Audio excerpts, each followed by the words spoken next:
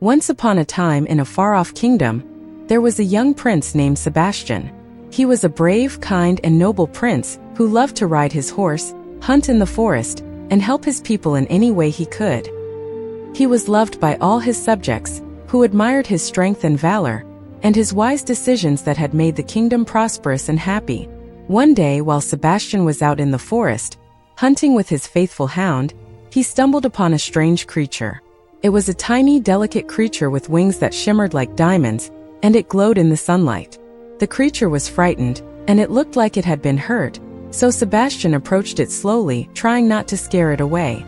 "Please do not be afraid," said Sebastian, holding out his hand.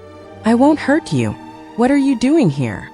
The creature looked at him with big, tearful eyes and said, "I am a fairy and I have lost my way. I was flying to the Queen of the Fairies to ask for her help, but I got lost in the forest. I am afraid I will never find my way back." Sebastian felt sorry for the little creature and decided to help her. "Don't worry," he said. "I will help you find your way back to the Queen of the Fairies. I promise." The fairy smiled gratefully, and together they set off through the forest, with Sebastian leading the way. They walked for hours and the sun began to set. They were tired and hungry, but they didn't give up. Suddenly, they saw a faint light in the distance, and as they got closer, they realized that it was coming from a beautiful castle. "Look," said the fairy, pointing. "That is the Queen's castle. We have found our way." Sebastian was amazed. He had never seen such a magnificent castle before. It was made of the finest marble and adorned with precious gems and gold. The castle was surrounded by lush gardens, and the air was filled with the sweet scent of flowers. As they approached the castle, the fairy suddenly became very nervous. "I am afraid," she said. "The Queen of the Fairies is very powerful, and she is not always kind to humans. I don't want you to get hurt because of me." But Sebastian was not afraid. He knew that he had to help the fairy no matter what. "Don't worry," he said. "I will protect you." They entered the castle, and the Queen of the Fairies appeared before them.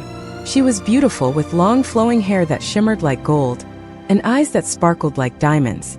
She looked at Sebastian and the fairy with a stern expression and asked, "What brings you here?"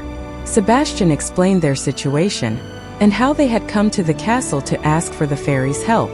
The queen listened attentively, and then she smiled. "You are a brave prince," she said. "Not many humans are willing to risk their lives for a fairy, but you have proven yourself worthy. I will grant your wish and help the fairy." Sebastian was overjoyed. He had never felt so happy in his life. The Queen of the Fairies helped the fairy, and Sebastian thanked her with all his heart. As they left the castle, the fairy turned to Sebastian and said, "Thank you for helping me. You are the bravest prince I have ever met." Sebastian smiled, feeling proud and happy. He had made a new friend, and he had proven that he was a true hero. From that day on, he continued to help those in need, and his fame as a hero spread throughout the kingdom. The people loved him even more, and they admired him for his kindness and bravery. Years passed and Sebastian grew older. He ruled the kingdom with wisdom and justice, and his people prospered. One day he met a beautiful princess from a neighboring kingdom, and they fell in love.